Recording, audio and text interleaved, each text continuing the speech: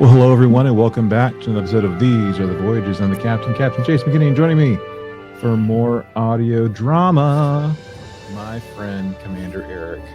What's up, dude? I'm back. Back again. Eric's back. Yep. Tell a friend. Hey, friend. You're back. Hi, friend. I don't have very many friends. I can't tell very many people. Oh, man. That's okay. Dude, quality over quantity. That's true. I've claimed you now for, was it 25 years? Claimed me? Yeah, man. Claimed you for 25 years. I was probably closer to 24, but who's counting? 20? Yeah, okay, yeah. Well, because we started high school in 20. We did. Okay, so in 2001. If we want to get really technical, it would have probably been 2002. Because that's when Ordeal was for me, and that's when I can remember actually meeting you. Well, no, because we had that class together freshman year. Was it English 9 with Tremblay? No, it was Mr. the basketball coach. Oh, Babiez. The tall basketball coach. Babiez. Yeah, I knew it started with a B, but I couldn't remember. Yeah, man, Babiez. Okay, yeah, and it was only like the second half of the year. Okay. Right, so we knew each other. Like I think we knew who each other was, but we didn't like know each other. Yeah, we didn't know each other until I ate scant food and slept under the stars basically. Yeah. Okay, so you speaking of Babiez, were you had to have been in class whenever I really pissed him the heck off one day?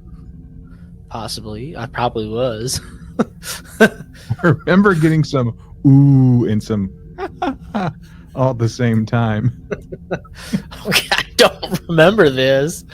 It's still been a long time. My memory is not what it once was. Okay, I just need to address the listener land for just a second, okay? So I just want to apologize in advance to all the Catholics that are about to hear me say what I'm about to say. Okay, there's like a billion of those out there. I know. That's why I'm addressing the Catholics directly right now with what I'm about to say. And I hope they get a chuckle out of this, okay? So, Mr. Babiez, I remember him, like, young guy, at the time that we had him, young guy. I don't know how long he had been out of, like, teaching school or whatever, but he seemed like he might have been, like, a newly-ish or recently minted. Yeah, within the first couple of years. Yeah, for sure. And I remember it was around the spring. So it was around spring because Lent, right? So Lent was going on. And gosh, I'm going to get in so much trouble for this. So I was thinking I was being smart in terms of like my joke, which he did not take it as a joke at all. And he was like talking about Lent in class for whatever reason this particular day. And I'm like, hey, Mr. Babiez, what'd you give up for Lent? Teaching? Ooh, I probably would have been like, ooh, I don't remember this at all. Yeah. Well, like So I know it came off as like a zinger, like I was dissing. It is a zinger. There's no other way for that to come off other than a zinger. But like in my mind, right, my 14, 15-year-old mind, whatever it was at the time, like I remember thinking like, Lent is where you give up something that's important or meaningful to you for a period of time, basically. And I knew that teaching meant a lot to him. Anyway. That because you're gonna take that as you're like a bad teacher. Exactly. That's the only way to take. Like if a student said that, if one of my 7th or 8th graders that year I was teaching that said that to me, I'd have been like infraction, detention. I'd have been like writing that stuff up. Here you go. And then get out in the hallway. I don't want to see you again today. I mean, I was out in the hallway the rest of the period. Yeah.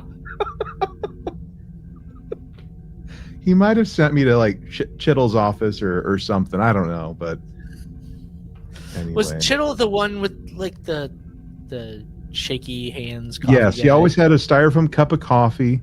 It wasn't just coffee because he had too much of the shakes for that to have just been coffee all the time. Yeah. It was either some early onset Parkinson's type stuff or a little extra sweetener in his coffee. Little hair dog. That's right. Oh man, yeah. Anyway, there we go. How have you been, dude? I feel like I haven't talked to you in like forever. I know I've been good, just living life. I'm busy over here. Football season started, so that keeps me busy, right? Yeah. I'm about to start teaching an extra class here in the Flex 2. So I've been like trying to work really ahead in my other classes and get them all set up. So because it's a class I've never taught before. Yeah. I'm teaching it's 8 weeks, so I gotta I want to get all the other stuff out of the way. Mm-hmm. Still dealing with this having to be physically at work for 40 hours, which I don't think that's for me. That's dumberific right there. Especially when I'm used to being there like 30 hours, 25, 30-ish hours, right? Yeah. Now you want me to be there for 40? Oof. I know, like, boo-hoo-hoo, right? Right. That's a rich person problem. I'm not rich, by the way, but that sounds like you're an educator. That sounds like a rich person problem. You're an educator. Of course you're not rich. Yeah, I'm just trying to figure out what I've done the past couple of weeks. Not much. Just working. Okay. Living dream over here. Living La Vida Loca. Well, I mean, maybe, probably not. Right? Yeah. Living the Dolce Vita. Ooh, hello. Yeah. Okay. Living the sweet life. The sweet life. Cool, man. Yeah, we oh man, like since you were in the studio jibber jabbering with us, so my wife and I we celebrated another anniversary. Yeah. That was fun. 14 years, right? 14 years, yeah, for sure. That's an accomplishment. Like I always say this, like your marriage is a teenager. That's true. Your marriage is going through puberty.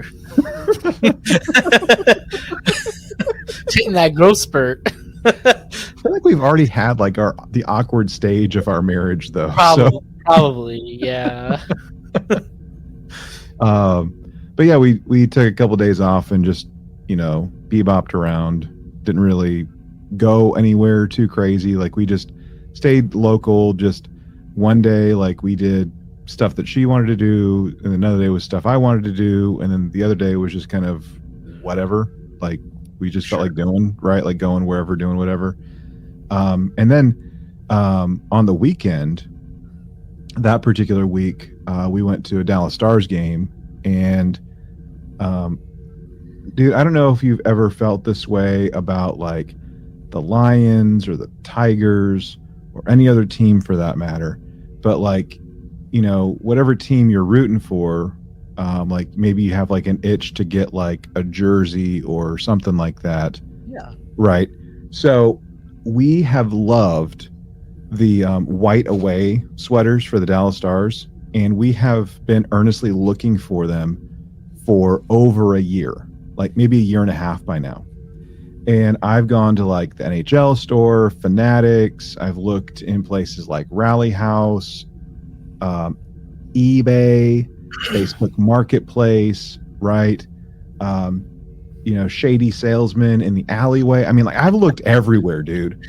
Okay, for these dang white away sweaters, cannot find them. Tell me, like the official Dallas Stars like pro shop doesn't have them. See, that's the thing. The whites are the ones that tend to sell the quickest. Anyway, looked everywhere for them. Okay, and if you do find them, right, like there's been the same two sizes for over a year now, right? Like I don't care if they're the premium or the breakaways. Like the breakaways are like the imitation ones, basically. Like I don't really care. Like I want mine blank because I feel weird wearing another dude's name on my back, That's just Yeah, me. because then what happens if he gets traded or something, and now Sure. now you can't wear it anymore? Sure. Yeah. So I'm like, we're just itching for these things. So we get to the stadium early, as we do, and we go into the hangar, the shop just outside the main entrance. And I see over in the men's section some white jerseys. I'm like, oh shoot, stuff's about to go down. So I go over there and I find it in my size and I try it on. I'm like, oh my gosh, I should not have tried this on. And next thing you know, cha-ching, bought the thing. And there were none in my wife's size, like on the women's at all. Like there was no like women's jerseys at all. And she's like been wanting one also. She either wants a blank or she wants like a particular player. And I'm like, that's fine. So we go inside looking for her and we eventually find one for her. And she's like trying it on. She's loving it. And I'm like, happy anniversary. So let me tell you something, Eric. For 13, which was last year, the traditional gift was lace. And I might have shared this story with you before. So for year 13, we went to a Dallas Stars game, right? And we're like, hey, hockey players, they have laces. So there we go. For year 14, the traditional gift is ivory. White is a form of ivory. White jerseys, boom. Wow. So that was that, man. I just, apart from 14 years with my bride, we just finished up the first session of the semester at the time of this recording, and have all my stuff graded and submitted to the registrar, and I'm just chilling, hanging out this in-between week before round two of this craziness starts. You have a week off? Yeah. Cool. I don't know how much of a break it really is. I mean, it's fine. We were at the zoo today. Yeah, at least let your brain breathe. Yeah. We went to the zoo as a family, and we have parent-teacher conferences with the kids. I'm going on a field trip with my daughter. So it's fine. It's fine. Yeah. But that's all I got. Nice. That's all I got. So nice. Well, do you have anything you need to share or want to share before we get into it? Nope. Okay, cool. Nope, that's good. All right, everyone, will buckle up as we get into another episode of this audio drama of Star Trek Con. We're going to be talking about 2 episodes this go around, episodes 4 and 5, Magical Thinking and Imagination's Limits. Before we get into this, I was listening to the last episode that you and David talked about, right? Yeah. You're like, and when we talked about the first 2 episodes, like the general consensus from us was they were too short. Like these things were just like way too short, and would it have been better releasing this all at once? Or I think you even had the suggestion, Chase, or maybe David, I forget, that maybe you release like half of it at like first 5 episodes and then at once, and then the next 4 or 5 episodes, whatever it is. But I was, and then like, I don't know, I think you said it again. Must not listen very hard. I can't remember who said Eric. I can't remember who said what, but one of you said, these episodes are about the same length as the Lower Decks episodes or the Prodigy episodes, and we never complained about how short those episodes were, in that 30-minute range. So why are we complaining that these episodes are too short? And I just thought that was a really good point. Like what is the difference between watching like a 30-minute television episode and watching and listening to a 30-minute episode of an audio drama? Mm-hmm. Like, what's the difference? Yeah. And I guess maybe, and I think it was David that said this, it's like, you have to really focus when you're listening to these things, and maybe that's what makes it feel quicker rather than a TV episode.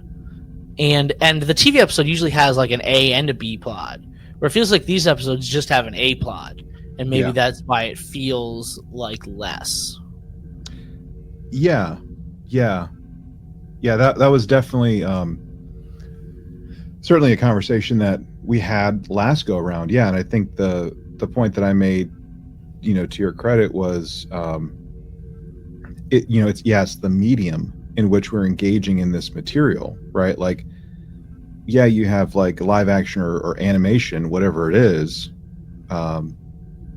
and your eyes and your just multiple senses are going into it, right? But yeah, it does seem kind of different, that we are kind of complaining, we're kind of nagging about it being 30 minutes of it's the same length, just different ways of doing it. And like our grandparents, great grandparents, whatever, for us, they probably grew up with radio as a form of entertainment, and then when TV came around, it was like, what? And just like completely changed the game. So but yeah, like these, the stories themselves, they do seem tighter. Like they're just kind of dealing like with one, maybe 1.5 issues, as opposed to 2 or 3 like we're used to, in other Star Trek stories. Yeah, and I felt like these 2 episodes here that we're going to be talking about, episode 4 and 5, were slightly longer. At least episode 4 felt a lot longer. It definitely felt like there was, the beginning story and then like a second story. Like it almost like stopped, and then it picked, like there's like first story, and then we had the little intermission with our framing story, and then we had like a second story. Yeah. So maybe it felt longer. Whereas I think the episode 2 was just like super fast, because it was just like, okay, we're out here in the woods and we got attacked by a boar and somebody got an eel in them, and that was it. Yeah. Mm-hmm. Just out of curiosity, like, so I listen to this on Spotify, is my app of choice, right? So what do you use to listen to this? Apple Podcasts. Okay, so on Spotify, I don't know if this is how it was with Apple, but when I pulled up to listen to, episode 4, it had the time at 66 minutes. Do you recall it being 66 minutes for the timer on yours? No way. It was not that long. So that's episode 4 says 40 minutes. So here's the thing. Like that kind of like tripped me out, because like the way that like Spotify will do like some things, like it might auto generate like chapters, like certainly for audiobooks it does that, but some podcasts it might like have AI generated kind of chapters or whatever. So I don't know if this is like an issue of like AI gone wild or what, but I'm hearing, like the outro for this episode, and it's like I got a whole half bar left on this thing. Like, what the heck is going on, man?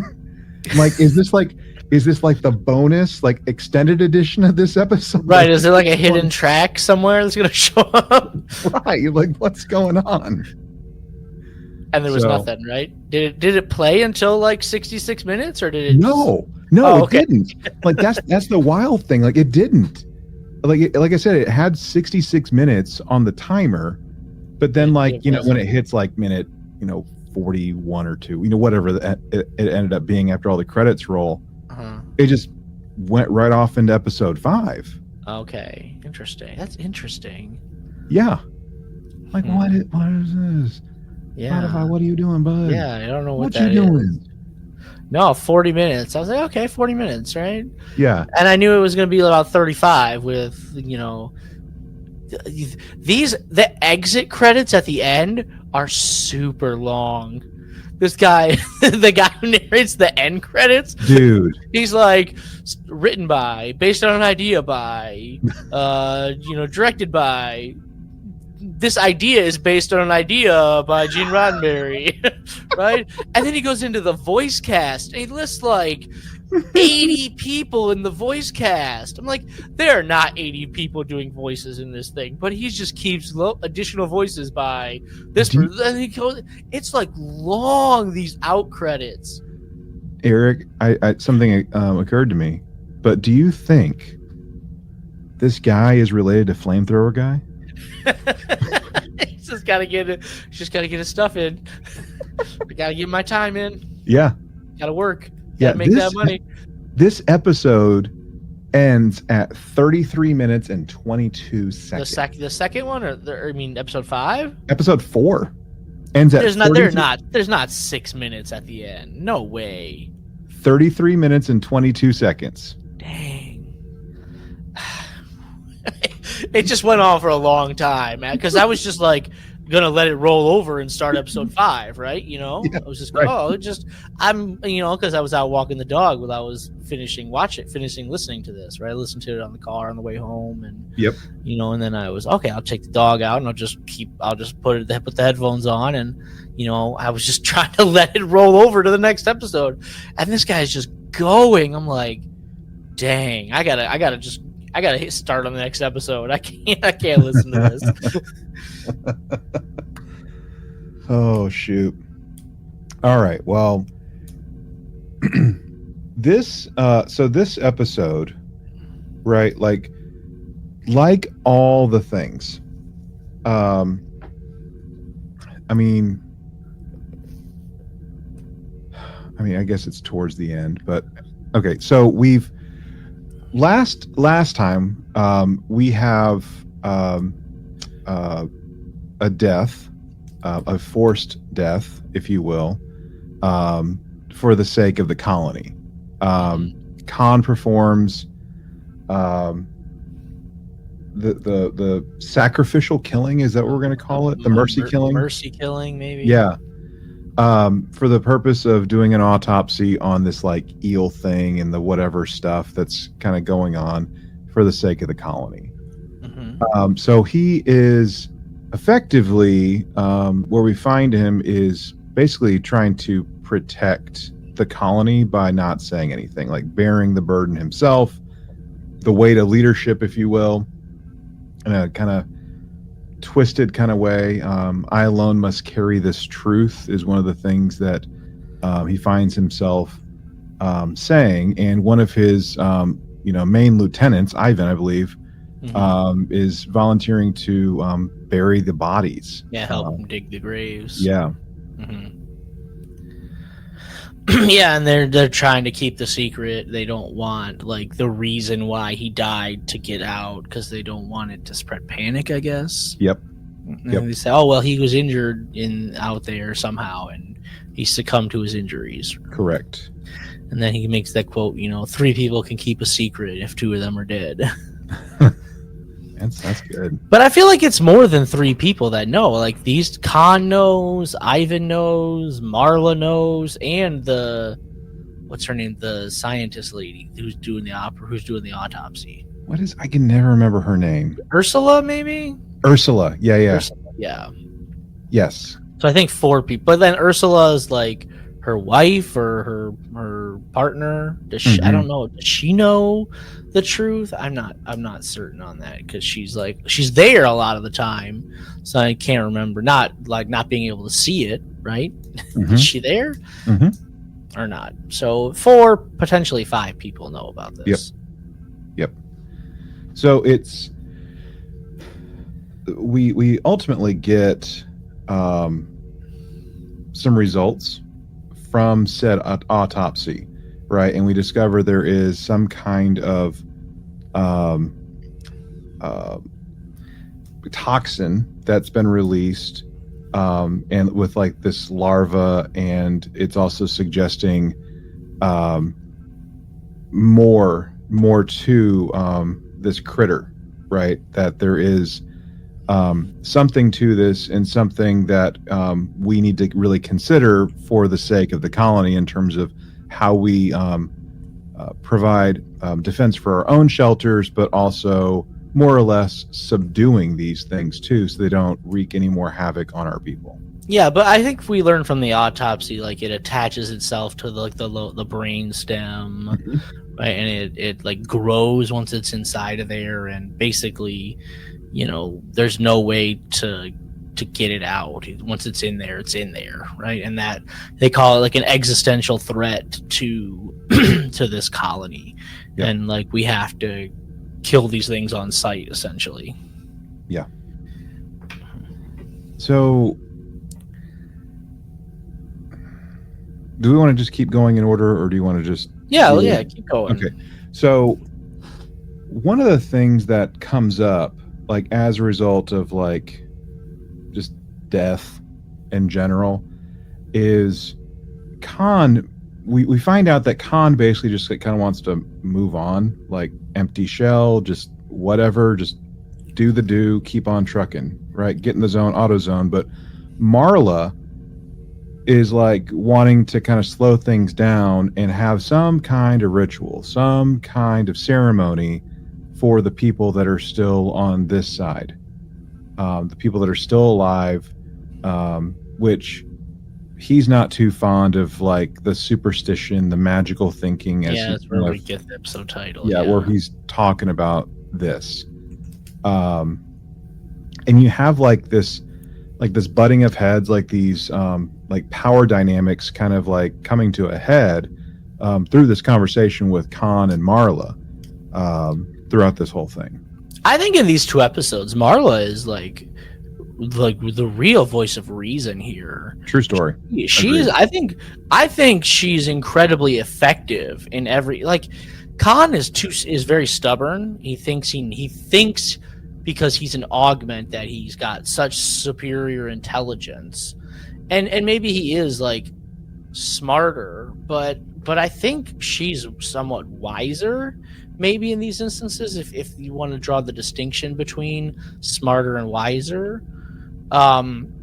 She gives a lot of the like sage advice, like Khan does, like, yeah, hey, empty shell, this is the end, right? No need to dwell on this. But death is not the end for those of us that are still here. Like, we have to deal with this. And like Joachim has to deal with his father's death, right? His father was killed. Like, that's not something he just, it was an empty shell, let him move on. Like, you have to deal with that. The people that grew up with what was this boy's name that got the eel in his head? I can't remember. Was it it's not Victor. No, not Victor. It's actually like R and S. I don't know. Okay, but anyway, this boy that had the eel inside of him, like, he had friends, right? And they're presumably teenagers or early teens, early 20s, something like that. They're not old. They're not necessarily emotionally developed or emotionally matured, right? To just be able to compartmentalize and move on.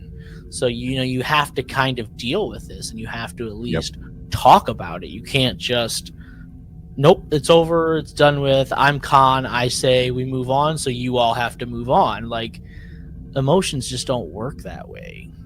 No, they don't. As someone that kind of works in that little sliver of the world, no.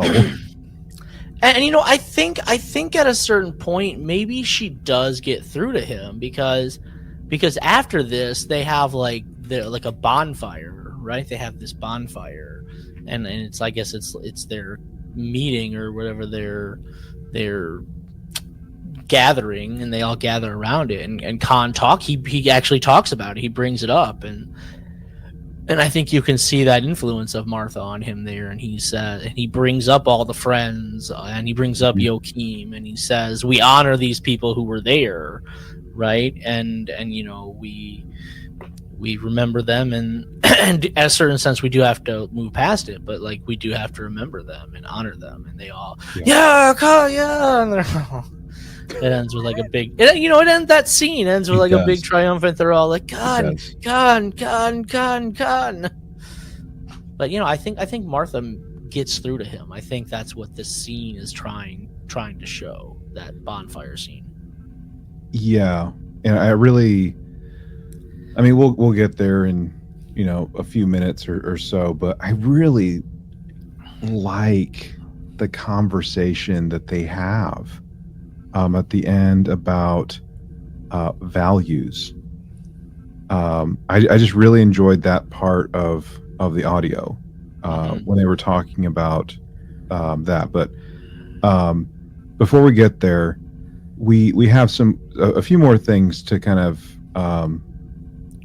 maybe get to. So in addition to the grieving, the ceremony, the magical thinking that we were just talking about, we eventually get to we're back aboard the Excelsior as just like a brief respite from the story, and like as a transition, of course, to the narrative.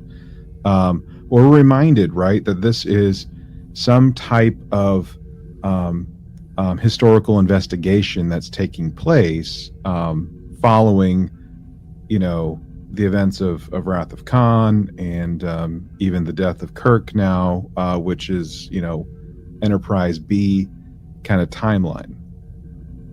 So there's a push from was it Lear, right? Lear, yeah, Dr. Lear.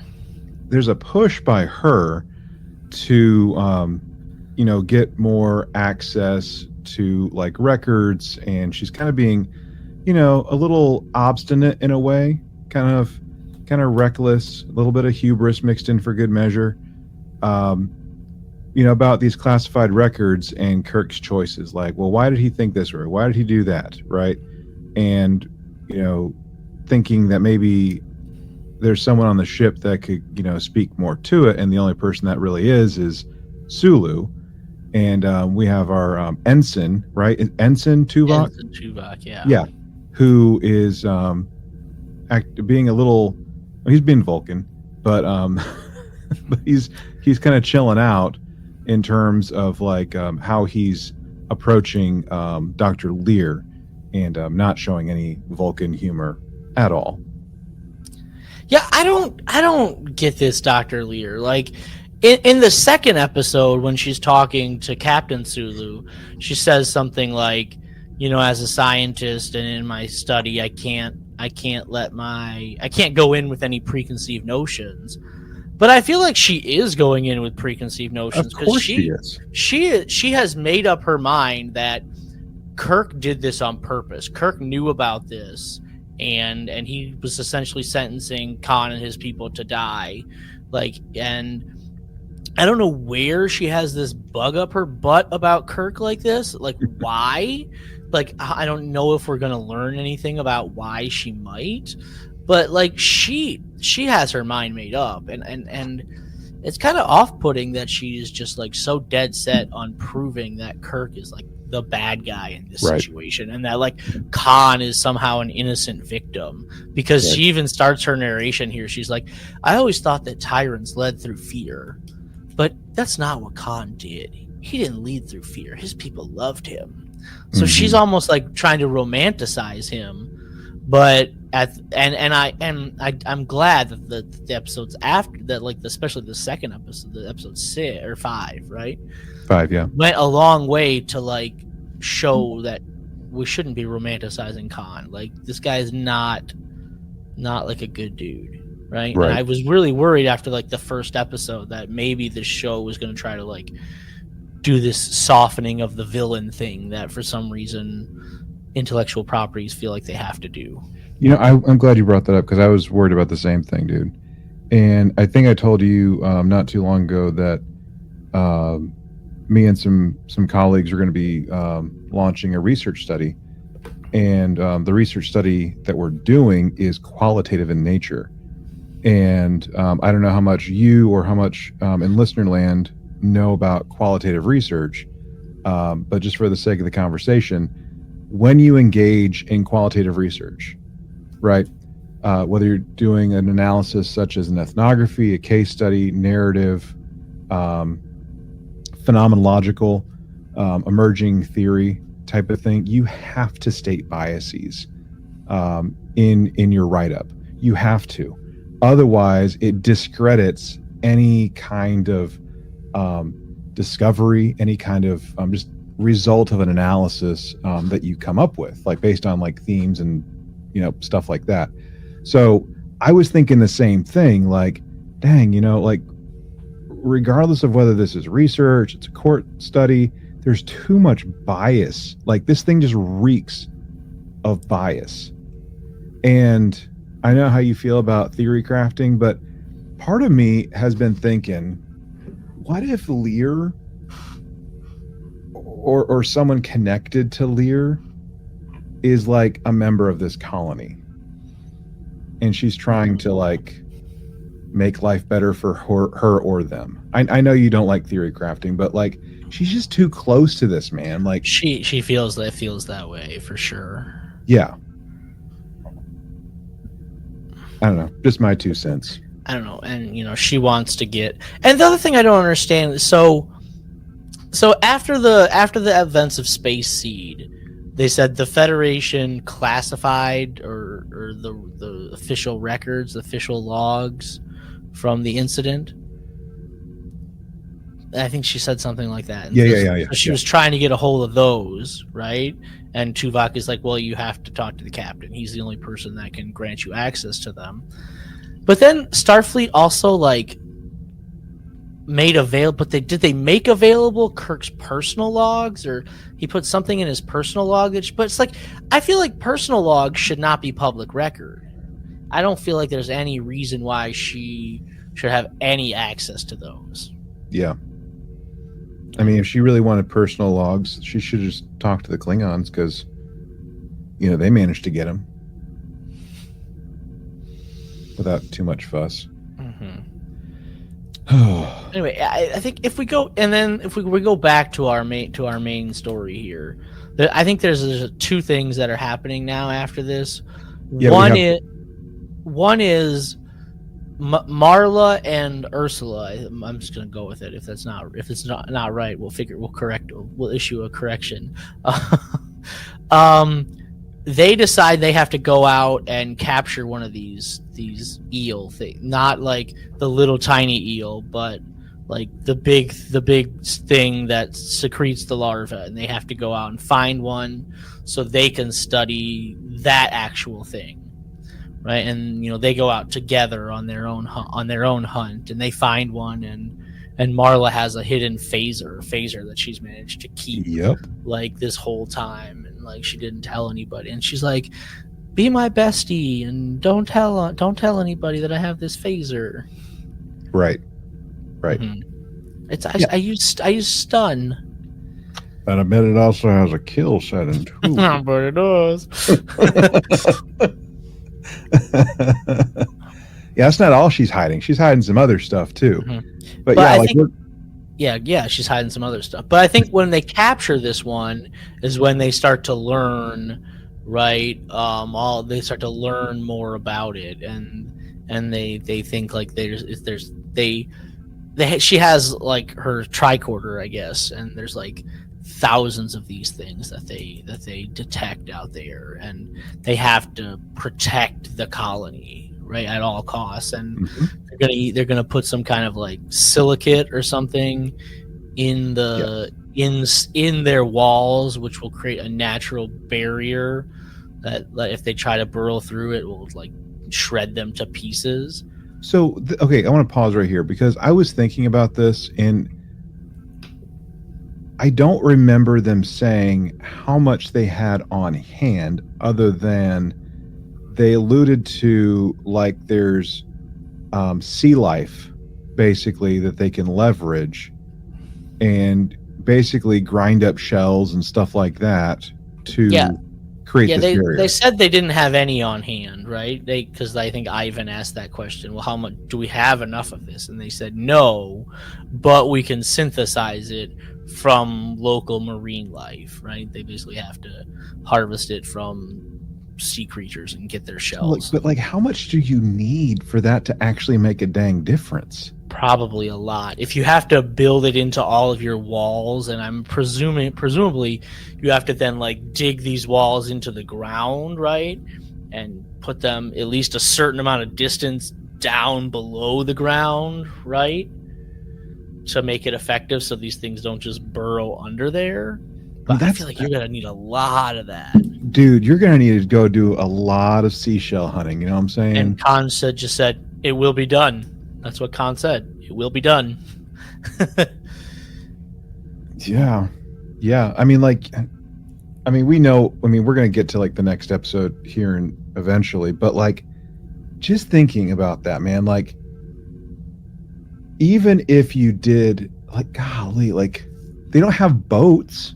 No, they don't have. They don't have watercraft. They can make boats. They could, but like, that's more resource. That's more time, to construct stuff, to go get something in the off chance that you're going to be able to dredge up enough whatever and then grind it down and mix it into, paints and materials to make a difference. I mean, that seems like an all hands on deck thing, right?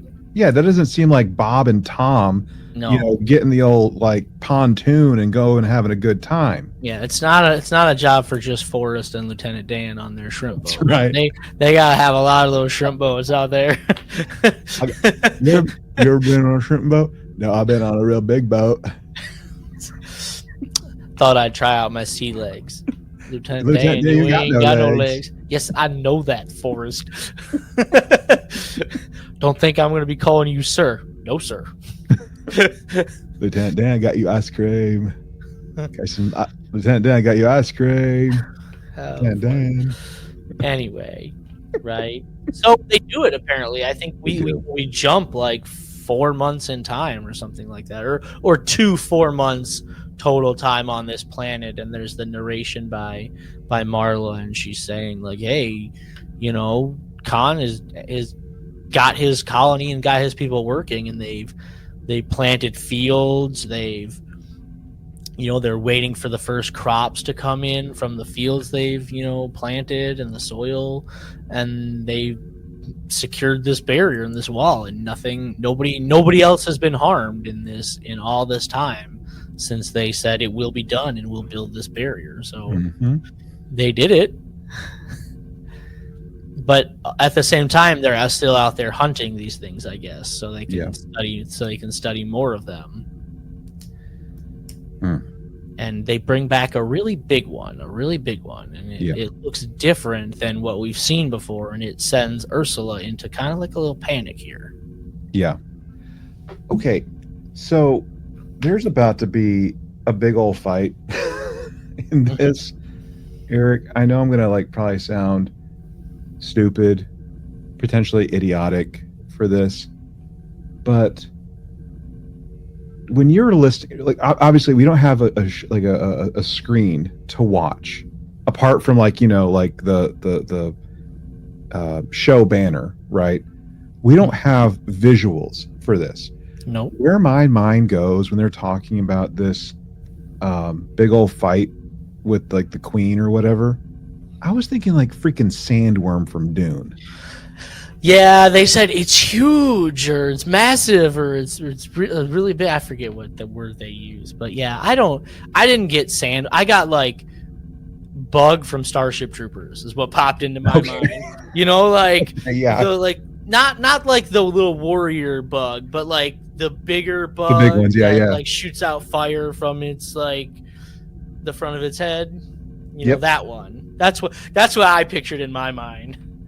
Okay.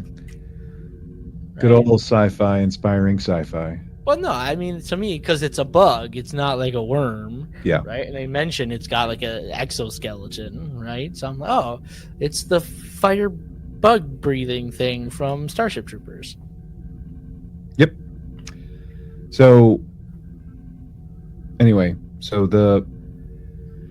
we eventually have a fight. There's some other stuff that happens that's also important. But just to kind of get through this, there was already the reveal of the phaser, right? And it's this revealed phaser that ends up saving folks from this big encounter that we have with this queen, this oversized SETI eel thing. Yeah, they gotta go out and fight the queen because right, they realize they're in the middle of a colony and they think killing the queen will like kill all the others or just neutralize them. Right, I wasn't sure exactly. Like, would they just become mindless and aimless, and That was my understanding. Essentially harmless at that point, and kind of if them being harmless is how they were able to like learn to use them to infect people. I mean, that was my impression, but yeah. I mean, apart from that, man, like we get the reveal, if I can just go ahead and say it, that Marla is preggers. Yes, she is. I assume Khan is the lucky man. Mm-hmm. That's what the doctor says. And she seems a little hesitant at first to say and confirm that she is to Khan. Mm-hmm. But then they do. They have that conversation, and it seems to go well. But we have at this point, you can hear a little bit of trepidation in Marla's voice when she's talking about this. I think especially with like the values, and like there's the back and forth of like whose values is this child going to have? Mm-hmm. Yours or mine? And she says ours. I love that. Yeah, I love that. I mean, yeah, they're coming from two different worlds, but you know, are they going to be able to? I mean, that's the hope. Are they going to be able to create this new culture, like within their family, right, for this child, right? Like Starfleet and Augment, 1990s, 23rd century. Yeah, but it's not just the time. No, it's not. It's like a whole different worldview. Yes. Yeah. And that's like, you know, hard to balance. And I hate to say it, but like, I feel like Khan thinks his way is better. So when he's going to like say our values, he can say that right now, and he can even like in his mind convince himself that he means it. But I don't think it would play out like that in reality. Correct. So it's between the pregnancy and the fighting of the queen, that Khan kind of softens or seems to soften for a moment, and embracing ritual by kneeling and proposing, and then kind of going into like the bonfire thing of mourning those that were lost. Yep. So, yay. Yeah, that was it. That was that episode. Yeah. So we get into episode 5, Imagination's Limits.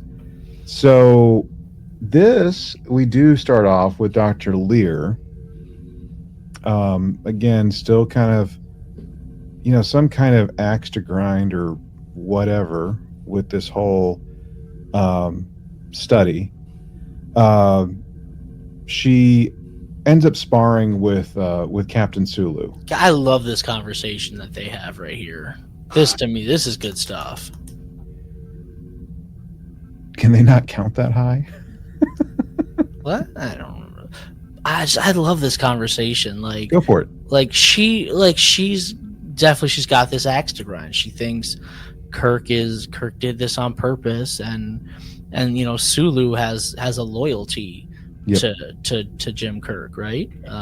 He even calls him Jim Kirk, right? Which I think is I don't think I've ever heard Sulu say that, and he called him Captain or Admiral. So that's interesting. I didn't know that the two of them. Maybe Sulu thinks he's out of place. You know, commanding, you know, captaining the Excelsior, where he thinks he's at a place where he's almost like an equal, and he can be on a first name basis. I don't know. That's not really that important. Or maybe he's just trying to humanize him and in front of this doctor. but yeah, he calls her in and says, like, I hear you want all this data to kind of to support your thesis. And she's like, I don't have a thesis, right? I'm waiting to collect the data. She's like, yeah. And Sulu can see through that. Yeah. He's like, here's the sensor data from before, right? From the Enterprise. I'm giving it to you freely. I have, I don't believe we have anything to hide in this matter, and you can have it all. I said, oh, okay, thank you. I'll look through this. And then she's like, well, who recorded this data? Spock. Oh, Spock took, really? Damn. Ooh, damn. Shoot. Well, his record is beyond reproach. So, there was a slight, and Sulu comes around and says, there's a slight instability, right, in the core of SETI Alpha 6. We detected it, but that doesn't mean that we could have predicted that SETI Alpha 6 would blow up, right? And then they start talking about, like, Sulu says Khan is a monster. Like, you have to understand that. That is the reality of who this was. He's not some misunderstood person, right? Mm-hmm. He's a monster. He wanted to take over the world. That was his goal. It didn't work. So he fled, and then when he got awoken, he wanted to take over the Enterprise again, and he wanted to kill Kirk, and he's not a monster. And yep. And then he says, look, this is really good. He's like, what makes monsters? I don't know if he says monsters are, in my experience, monsters are made, not born. Yeah, that's a really good line, right? And like, there's probably a little bit of both in there, like that nature versus nurture, right? I think he's saying it's more like the nurture, which I would probably lean to as well. Like, I think there's a little bit of both. But then he says something like pain, and like unresolved pain can like push people to become monsters. And I was like, dang, that's like a really like deep and wise thing to say. And you can kind of understand that Khan is like feeling pain, because he's not, like, people are not necessarily like doing what he wants or bending to his will, and he suffered immensely on SETI Alpha 5, right? From the time when he was left. Like, they knew it would be hard, but they didn't know that this would happen, and so he suffered. And so he's just, and he lost his people that, you feel like he genuinely cared about, right? And I do think he genuinely cares about the people that are under him, and he lost a bunch of them. He wasn't able to protect them, and he felt pain because of it, and there was no way, and he was just maybe not emotionally capable of dealing with that pain, or maybe he felt like he had to compartmentalize and put that pain away to be the ruler that he thought he needed to be to protect his people after this catastrophe. But but not being able to deal with that pain is what kind of drove him even more into like a monster. And I'm like, dang, that's like really wise. Yeah, we have attachment theory is a really popular theory in the world of mental health care.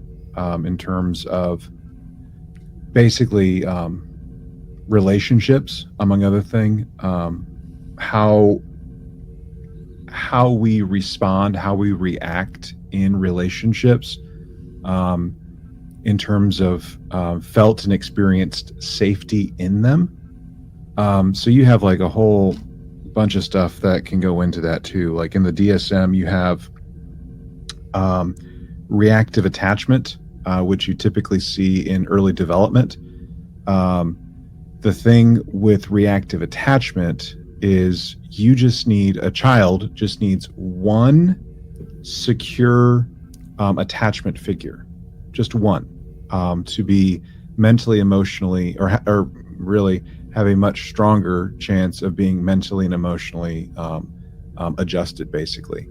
So it doesn't have to be mom or dad. It can be grandma, grandpa. It can be your auntie, your uncle. I mean, really any caring adult can be that for an individual. When you don't have an adult that is going to be a good base, as we would call it, a good figure, that's when things kind of go haywire. That's when you have kiddos that have more social issues, emotional reactivity, acting out, among other things. It can be a pretty gnarly thing to see. So that's the importance of being a good role model to children, so that they can just have a good developmental trajectory along the lifespan. Just one. So yeah, I would probably lean more into like the nurture side too, because that speaks more to attachment, and I know enough about it to get me in trouble. But in all seriousness though, like I know the impact that attachment and the way we think about attachment can have, not just on kids, but just on all of us. Our attachment style, you can do quizzes, you can go to mental health professionals, and they'll help you understand attachment style, and kind of like how your own attachment style informs even your own dynamics as an adult with like spouses, friends, parents, coworkers, whatever it might be. People camp out in the attachment world like cray as professionals. So I'm sorry, that was a little bit of a ramble, but just thought I'd throw that in. I enjoy hearing things. I enjoy hearing that, right? Like I think that's neat, stuff like that, when you can bring in like the technical stuff that we're talking about. Yay. My education's welcome here. Yay. Oh, I feel like mine isn't sometimes because no one likes math, but you know what? If we need numbers in a pinch, you are the guy. If we need damp sine curves, right? That's right. Damp sine curve. Let's go. I still remember how geeked out you were. It was a good one. That was a good one. That seemed like a deep. I mean, that was a deep cut for you. Yeah, like to see like in a Star Trek episode. Oh man! All right, so imagination's limits. This is episode 5. So we were just talking about the Sulu and the Enterprise stuff, right? So we end up having the flashback to SETI Alpha 5, and basically this is where we're finding out that, by the way, we're going to have a explosion with a nearby planet, and it's not going to be so good. Yeah, SETI Alpha 6 just blew up. Yeah. Right? Literally, SETI Alpha 6 just blew up. Yep. So this is the thing that we hear about, just for anyone new to Trek. Like if you go back and you watch Wrath of Khan, like this is SETI Alpha 5, right? So yeah, the nearby planet explodes, and it's going to create a lot of debris and a lot of issues for Khan and company. Yeah, and if any piece of that hits our planet, we're talking about like nuclear winter here. Yes. Yeah. So this event, this explosion, is effectively going to be turning paradise of sorts into an apocalypse for them. Yeah, and along the way we have a ship that crash land, a starship that crash lands on this planet, and this is where I think I was mentioning earlier how, you know, I was worried that we were trying to like soften our villain and make him just misunderstood instead of being the villain that he is. And this episode, I think, goes a long way to show that Khan is just a straight up villain, right? And when he sets his mind to doing a villain activity, you're not going to convince him. You're not going to talk him down. because his initial reaction is attack, right? We're going to go there. We're going to attack. This is my planet. I've claimed it. You have no business being here, and we're just going to attack. And this is where I think Marla here, she's like the voice of reason, and I think she makes a really, really good argument here. She says, you need to take me along on this mission where you're going to meet them, because none of you have any experience dealing with alien species, right? But I'm in Starfleet. We are literally trained to make contact with aliens. That is literally I'm a historian, but I got training on how to interact and make contact with alien species. Like, you would be dumb. You would not be knowing and using the resources of your group if you did not take me along with you on this mission. If only Khan could understand the needs and characteristics of his group as well. Yes. And so he's like, all right, come along, bring your phaser and your scanner. Yep. He said, bring your scanner and that phaser. And they go and they meet they don't meet this group, but they go there and they basically watch, which I mean, I don't have a problem with them just watching and not rushing in, because, they don't know. But, Ivan is out here and he's like, they're weak. Attack them. Take their resources, because they're going to be coming for us. There's like literally no reason to think that these people would be hostile, but to the augments, who they themselves are hostile, right?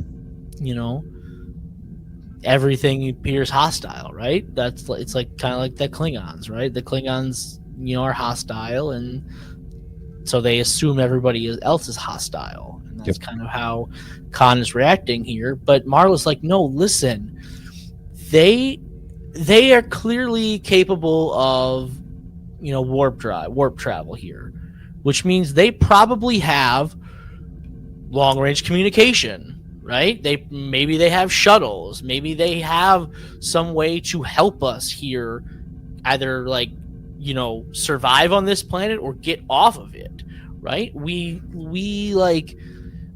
it's like, who would we contact? Starfleet, maybe?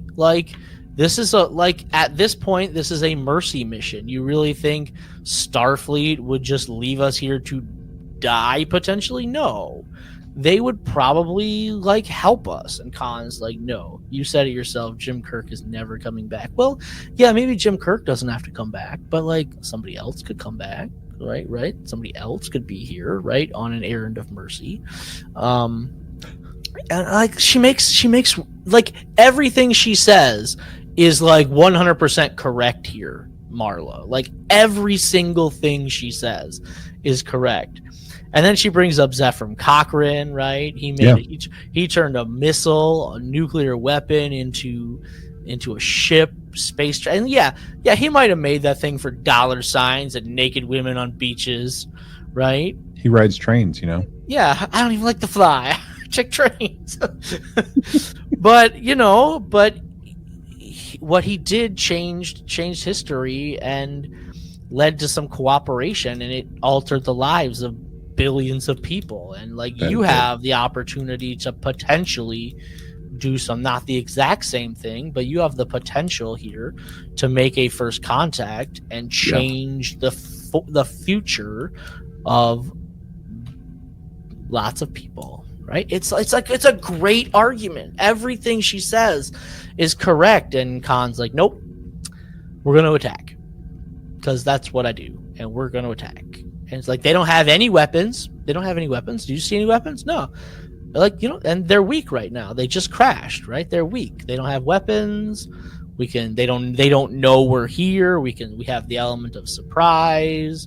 We can conceal our numbers in the woods. We're going to attack. And he makes a battle plan.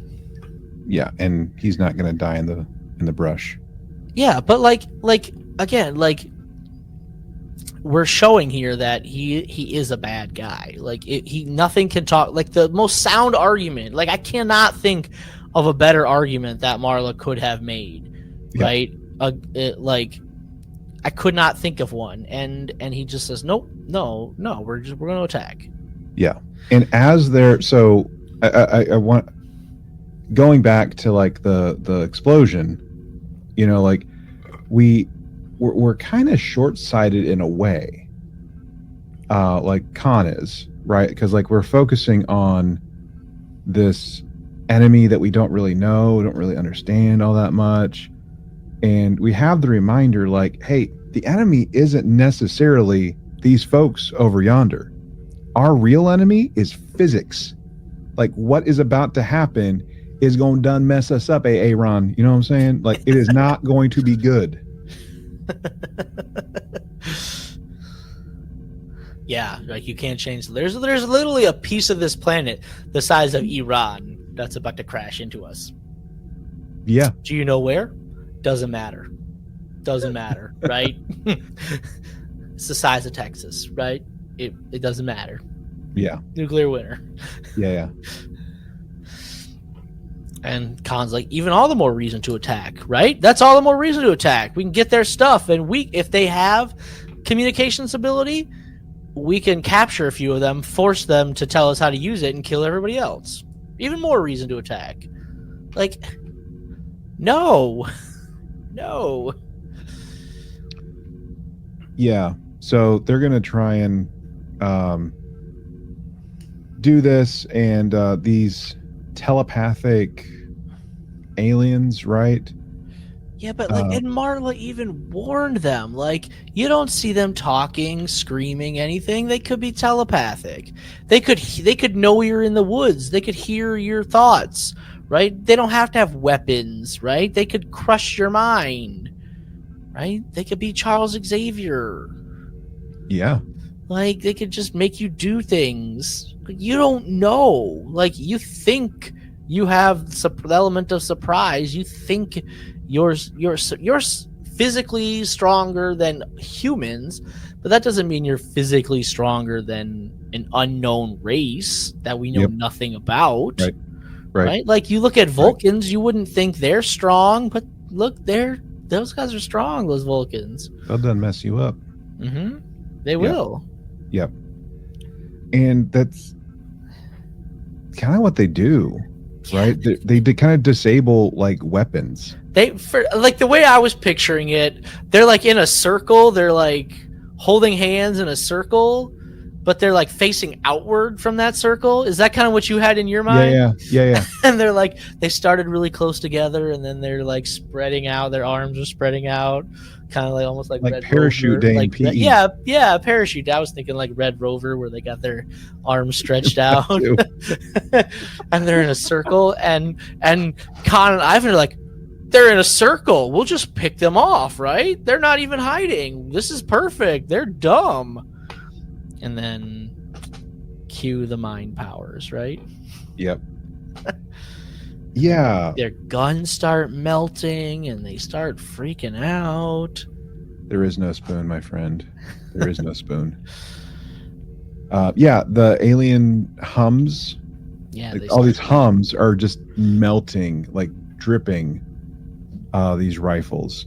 I kind of pictured it like Independence Day when the aliens, that they have in Area 51, when they were like, when Data was there, Brent Spiner, Dr. Oaken, was operating on it, and then it wrapped its things around his neck, right? And then it let out that noise, and they were all like, ah, the president, Mm-hmm. That's kind of like what I get, the picture that popped into my mind. Okay. That noise that it let off. Okay. That I can understand. Yeah. And how everybody was like, or just maybe it was just the president. Is this glass bulletproof? No. But specifically that noise and the reaction that the president has there, that's kind of like the image that popped into my mind. Yeah. So, from last episode where Khan is not willing to do any kind of like ritual and stuff that isn't grounded in reality, basically, to this where there's this using of the imagination to have some kind of psychic parlay, with these aliens. The Elorbians or the well, it was Elborians or something like that. Elborians, yeah. Mhm. And like, had Khan and co taken phasers or any kind of projectile weapons and gone pew pew, right, these folks would have been gone, right? They would have been living out Another One Bites the Dust in real time. But these folks could have very well have shown Khan and his followers a place of their own salvation with the impending doom. Mm-hmm. With this underground aquifer, is that what it was? Yeah, it's almost like an underground lake or ocean. It says it's like 100 miles wide, is what they said. Yeah. That's and big. Honestly, like, I know it's not the same thing, but like what came to mind for me was the Genesis room. Okay. Where they were hanging out, like, while comms were being monitored, like that. Sure. That's just kind of like, I know it's not the same thing, but that was the general idea of like what was in my mind when they were describing that. Okay. Yeah, but he has like this psychic parlay, and like, he's trying to say, like, Khan's like, I claim this planet, and like, you can't. And the guy's like, you can't stay here. Like, well, neither can you. It's like, we don't want to stay here.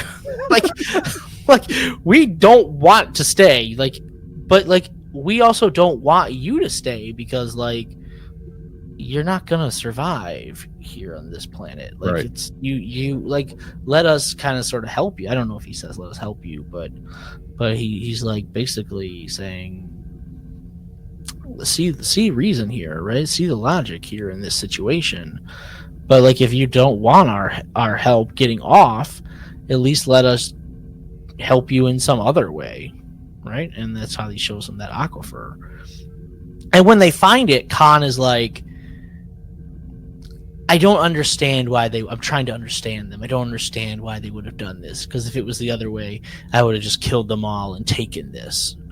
Right? Again, like, not a good guy. Like, let's understand that here. And then he says something about fear there at the end. Like, should I fear this? Like, how can I not fear this when I don't understand it? Yep. And that's kind of like the end of this episode. I think he might say something right after that. There's a little extra on that quote there. Yeah, I am, hold on. I am Khan, ruler of SETI Alpha 5. The empire would have built here will never be. And as if in answer to a prayer I never uttered, hope has fallen from the sky. Do I dare trust it? In Del's place with his powers, I would have destroyed us all and taken this sunless sea for my people. But he did not. Why? And I refuse his generosity. What price will we pay? There is nothing to fear, and yet I do. Gods help me. How can I help but fear that which I simply do not understand? That's a good quote there. Very, very introspective, right? At least he's trying to understand, like, hey, he's like, I'm Khan. I can do anything through like sheer force of will, but maybe he's starting to realize that he can't. Yeah. And that's where the episode ends. Mm-hmm. With imagination's limits. Yeah, we'll see where it goes from there. Yeah. So we're more than halfway done with the Khan audio drama at this point. So there are 9 episodes. We're going to have 4 more left. We're going to do these in 2 episode installments. I think the only one we didn't do like in a coupling would have been our second episode, where it was just episode 3 on its own. But I mean, to me, it just makes more sense just to kind of keep up doing like 2 at a time. There's just more to discuss, more to kind of sink our teeth into with discussion and having that rich exploration, I think, of kind of like our own experiences listening to this stuff. And I hope, all y'all out there in listener land, have like maybe a similar feeling. I don't know, Eric. How about Yeah, you? and I think the story kind of picked up here, so I think it worked Yeah. well, like and doing these 2 episodes at a time, and hopefully the story will keep moving. Like the first couple episodes were like, okay, first couple chapters of the book that we just got to get through, Yep. that can be a barrier to some people getting into books, but like we got to get through them, and now we're going to pick up the story, and hopefully, doing this in 2 pieces, right? Yep. We at least have some little like almost not a cliffhanger, but like some little like tease, I guess, for the next thing here. Agreed. Mm-hmm. Agreed. Speaking of books, my colleague who their first career was actually as a librarian, and one thing they told me was give a book 60. I think it was like 60 to 80 pages. I think it was more like 60, but give it about 60 pages. If the book hasn't gotten you, like if you can't, hop on board with it, get rid of it. Stop reading it. Do not finish. Yeah. Like give yourself that permission. So we don't have that luxury with these shows. We do. We do. We could have just stopped after the beginning. We could, but nobody forced us to keep doing this. I mean, we did. We forced ourselves. I'm interested now, right? Like, yeah. I think these 2 episodes actually are the ones that got me interested, right? If I was like a casual and I just listened to the first 2 episodes, I might not have kept going.